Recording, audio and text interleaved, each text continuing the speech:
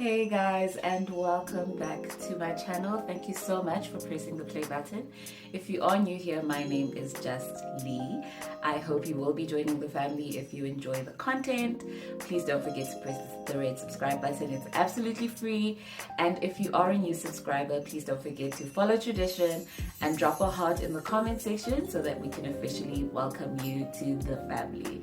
If you are a loyal and returning subscriber and you're back here to see what your girl is up to, hey guys, welcome back. So as you can see from the title of the video, this one is gonna be a really quick one. I'm just gonna go through 5 things that I feel or believe that you should know before you get married. Again, enough talking, let me take a sip of water and let's get into it. Right, okay. Yo, that was refreshing. Been quite a downer of a week, but I thought let me just quickly do this video because I think for the next 2 weeks, guys, I'm probably not gonna upload anything to the channel because I'll really be preparing for the magadi celebration. So, number 1, I think you should know before you get married, what are your deal breakers, right? And the reason why I phrased it that way is because I think it's important to know what your deal breakers are in relationships before you go into a marriage. Because there's this saying, if they'll do it in the relationship, they will do it. It's like they say seesaw. What you see in the relationship, what you saw in the relationship, you will see in the marriage, right? I think that's how it goes. So you kind of have to figure out what your deal breakers are in a relationship and then evaluate your relationship with the person that you're thinking about marrying and see if they have not crossed the line or broken any of your deal breakers. You know what I mean? Because if you're going to go into a marriage with someone who's broken a deal breaker, that's a tough place to be in because you're gonna be stuck with behaviors that you're not gonna be able to deal with. Okay, guys, my husband is calling me. Just pause a little bit. So yeah, as I was saying, it's important, I think, for me to know what your deal breakers are so that you don't end up going into a relationship with someone who definitely does not respect your boundaries.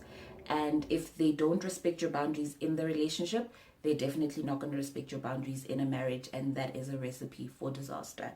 Okay, cool. Number 2, one thing you should definitely do for yourself and for your relationship is go to therapy and deal with childhood traumas. We all have them, guys. I don't care how perfect your childhood was. There are certain things that what's the word? There's just certain things that influence how we experience relationships, and that is based on the previous experiences that we've had or seen of relationships, right? And it's extremely psychological, and it carries on, and it sometimes stands in the way of having healthy relationships. So I think it's important that if you are looking to get married, that you and your partner go to couples therapy or you go to counseling, however which way you want to do it, whether it's through the church or it's through a psychologist or a family therapist or a counselor, whichever way you want to do it. I think it's important. And don't just go to therapy because, or rather don't just write off therapy because you feel like there are no problems in your relationship, because they will come up in a marriage. They will come up. You will come up with things, ideals and values that don't necessarily match because of childhood traumas. And also childhood traumas tend to manifest in relationships or in a marriage because you kind of try to emulate what you know a successful or what a marriage generally is supposed to look like. And that might not be the idea of marriage that you want for yourself, and that might not be the idea of a marriage that your partner wants for themselves. So therapy is really important. And then number 3, Fatin said, guys, look, this is an unpopular opinion, but I believe in the Fatin said theory because trust me, if you are a woman, particularly a man, and their habits when you live with them will irritate you, and it could take the smallest thing to piss you off. And imagine being pissed off, like levels of festivity over her. because someone didn't like put their socks in the laundry basket, or they put bones in the sink.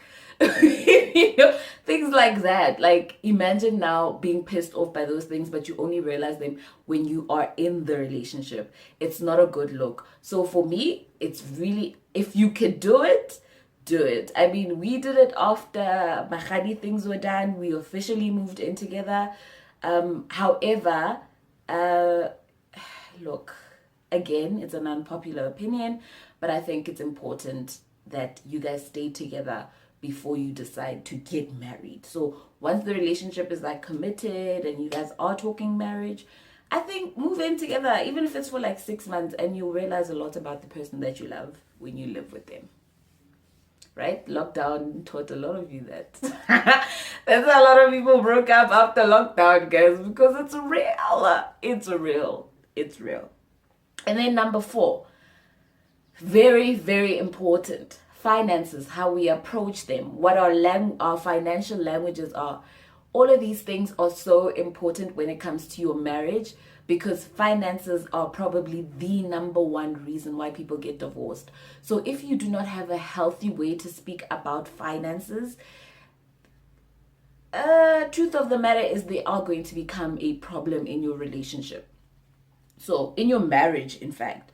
So learn how to look. Finances are uncomfortable, guys, to speak about. They're not comfortable, okay? But this ties into my 5th point, which is to be able to have tough conversations. Be able to set boundaries and ways in which you will be able to engage with topics such as finances, because you're gonna need to know how to plan your life together with your partner so that you get the best possible and best ideal outcome, right? Because now we find ourselves in marriages where you can't even raise an issue of how someone spends money, or how they're always expecting you to spend money, or how you spend most of your salary although you're earning less than that person. So you need to have those tough discussions about finances, because finances create fights, and fights cause arguments, and arguments lead to breakups, and breakups lead to divorce in a marriage, and that is just not cute, especially when you have children. So take finances seriously, figure out how you guys engage with finances, and how best to move forward financially. Have financial goals and plans in your marriage. Very important. And obviously, like I said, the last one is to be able to have tough conversations. When you create a safe space for your partner, you're able to have conversations that other couples really aren't trying to have, and that can be the saving grace of your marriage. Being able to sit down and effectively communicate and comprehend what the next person is saying without taking it personally. So I like to say to my partner that a relationship and a marriage should be taken as a legal contract, right? And so you should treat it like a business. Everything should be transparent, there should be integrity, and things shouldn't be taken emotionally or personally. Certain things, right? The love part, that's the emotional part. The marriage part, that's a business. You need to run it like a business for it to work. You need to commit to it. You need to show up every day. You need to choose it every day. All right. So these are the 5 things that I feel for me personally were the most important things that I needed to know before getting married. And look, this doesn't mean that you're going to have it all figured out, but it puts you in a really, really good position to have a healthy marriage, because the foundation that you set based on these 5 things would be really, really solid.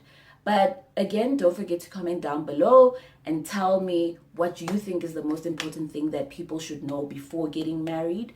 And yeah, like, this is 5, there's way more, so don't hesitate to drop it down below. Guys, we'll talk next time, ne? I love you guys. Thank you so much for watching, and I hope you enjoyed it. Don't forget to subscribe, like, yeah.